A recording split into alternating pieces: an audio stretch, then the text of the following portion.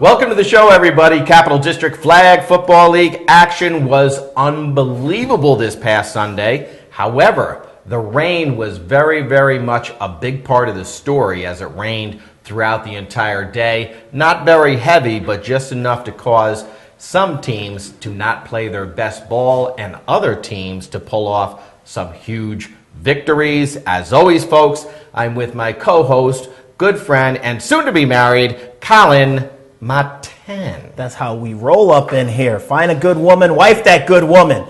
No. Was that too hood for you? That was too hood. The wife in reference? Right, that was very Rotterdam. Okay. No, I prefer Schenectady. That's how we do it in Schenect. Schenect. That's how we do neck style. For those of you that don't know about that, they necking. Right. They learned that at GE. But like you mentioned, we had some great games this weekend. The weather actually impacted quite a few of those games. A lot of teams weren't able to do what they normally do. And a lot of reporters who were planning to go out and watch the game who don't like the rain, they just didn't make it out that day. That'd be me. Right. But before we go any further, I'm going to give it back to Frank, and he's going to give us a couple of league announcements / suspensions. Thank you for putting me on the spot. I understand you don't like water, and you guys don't like to swim either. No, I don't like rain. Oh. I don't like rain. You don't like rain. Right. Okay, but you will swim?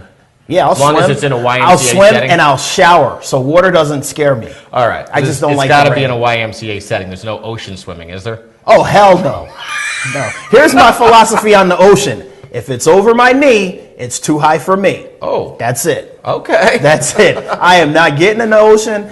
No. Over my knee, too high for me. You take that philosophy with you. Colin's philosophy on ocean swimming, you will not get bitten by sharks. Okay, excellent.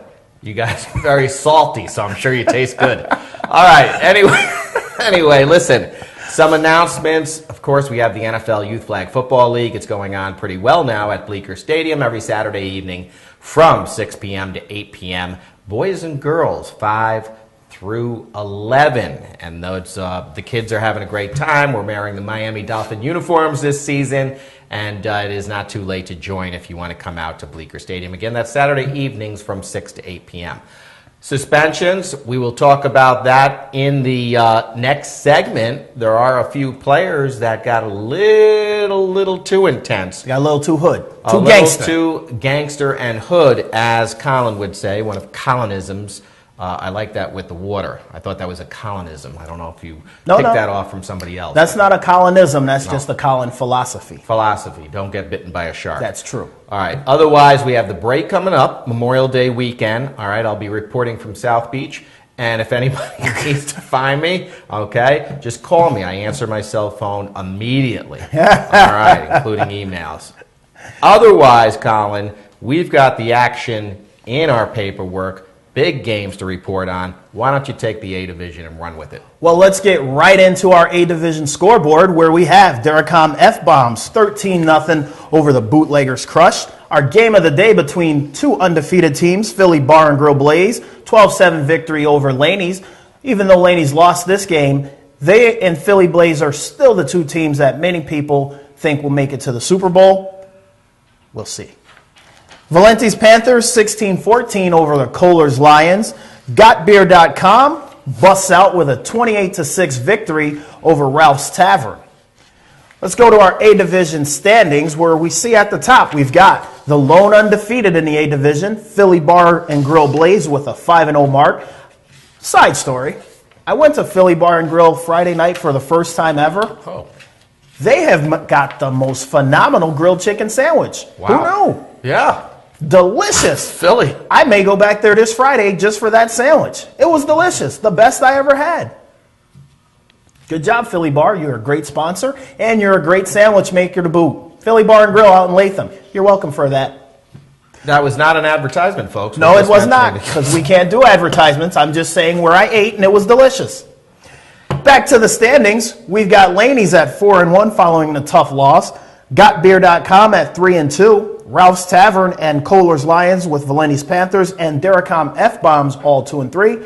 And bringing up the rear in the A Division is Bootleggers Crush with an 0-5 mark. Now, Frank, I haven't had a chance because, as I mentioned earlier, I wasn't able to make it to this game. The weather situation was disastrous. Right. Have you heard anything about the back and forth nature of this game? The 12-7 would suggest it was one of those close to the vest kind of games. Do you think that the weather slowed the track down for both teams where they couldn't get up and down the field like they usually do?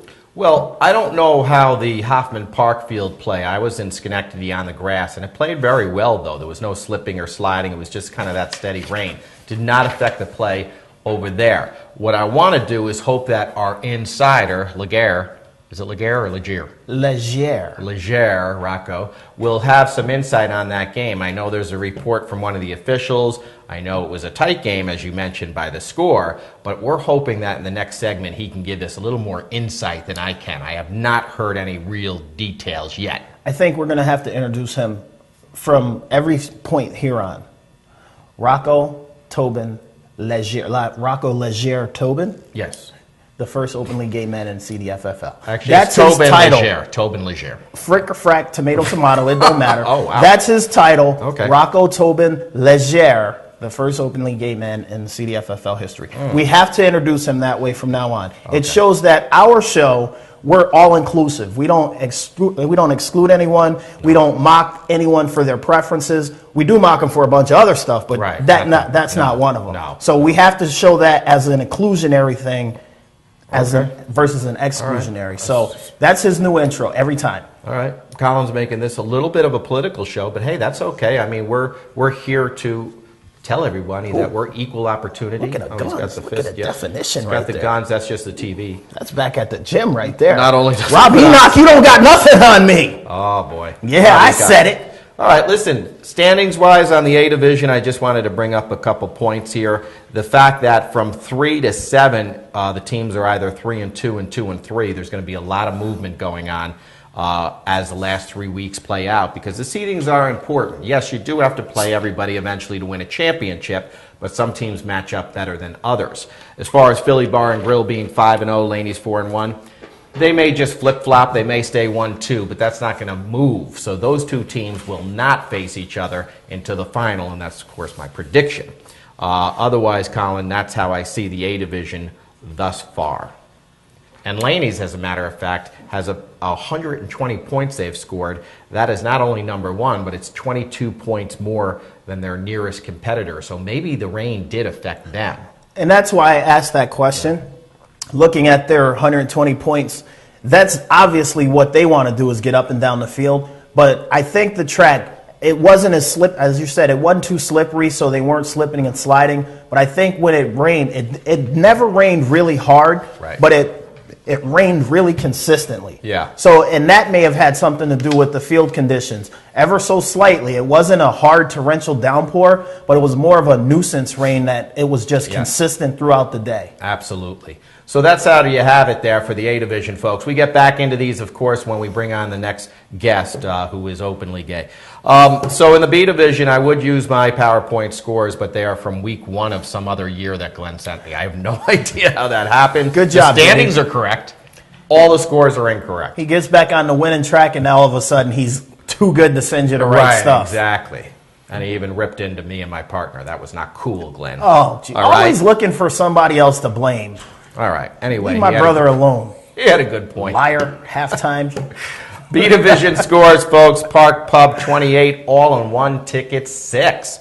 All right, all in one now on a 2-game losing streak, and that could be the end of that honeymoon we talked about last week, Colin. Yeah, I think they're starting to get into the meat of their B division schedule, their inaugural season. They're seeing that it's not all peaches and cream, as the old phrase goes. Yeah. And then Sampson's Misfit Snipers 15, Predators 0. No big surprise there. Labatt Blue 12. The 41 Sports Bar Titans 6. Quite a game there. Those are 2 evenly matched teams, so that was a big game for those teams as far as seedings. Renegades 28-18 over Pure Image. Pure Image, not a great team you'll see in the standings, but I'll tell you, playing the number 1 undefeated team and doing that well, I don't think it was that bad of a game, Colin. No, and they're a veteran team like we mentioned before, so they know how to play. They got a lot of veteran guys on that team. They're one of those teams that if you sleep on them, and as evidenced by their standing so far, they're winless, but they're in every game, it seems like. Yeah. If you sleep on them, you're going to find yourself catching a big L in that game. Yeah, so we'll see if they can keep this up and understand that at this point, probably the playoffs is not a realistic shot here, but they are building on something for the future, so we'll see how they play everything out for the rest of the regular season.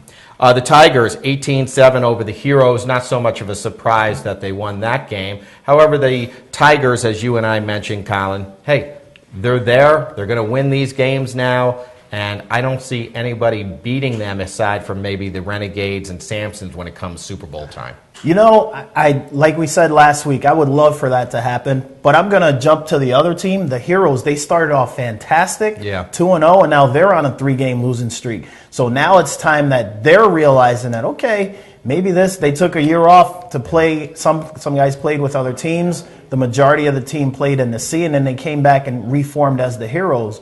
Maybe they're seeing that maybe, just maybe, that jump right to the B division after that year off might not have been the best choice. Yeah, well, I mean, they are supposedly B caliber based on their C division championship. So, I mean, some of these guys certainly can play at that level. It could be just a chemistry thing at this point, or play calling, or what have you, but it could be just the competition as well. All right, so we move on to the Rampage. I'll tell you what, this is the team that surprises me because these are the games you would think they would lose or at least come up short in some instances, but a 22-19 victory over the Warriors, they're winning the games they need to win. Exactly. I always say an ugly win is a lot better than a pretty loss. These guys have some ugly wins, but what's that do when it comes playoff time where the games are tight? It teaches you, because you can draw back on that experience. You've got the know-how about those close games. You know what to do down the final stretch. You don't make those mistakes because you've been blowing teams out all the time. You win ugly, and that's a bonding for your team. I don't mind those games. Of course, I wouldn't want to have them every week. It seems like these guys do. Right. But they learn how to win, and they learn how to play together in those tight games. So I think it's good for them ultimately, but every so often you just want to have one of those games where it doesn't come down to the last couple of minutes. No, I agree 100%. But they're doing a great job, and they're 4-1, as you'll see in the standings, and we'll go through their point differential as well. Bootlegger Chiefs get back on with the winning ways here. Mike Parrott's got them winning over the Rugged Rams, a really hard luck team, 27-14. And then the one surprise in my mind, well, maybe it's a surprise to you. This is not a surprise to me because I went out on a limb last week and told you to be very aware of Red Front. We talked about the Aztecs, how really this is a strong team, and they could go on a major run. But this Red Front team, 22-14 victory, 3 straight now after an 0-2 start. And it just speaks to your point. And I think last week we were talking about the line play for Red Front.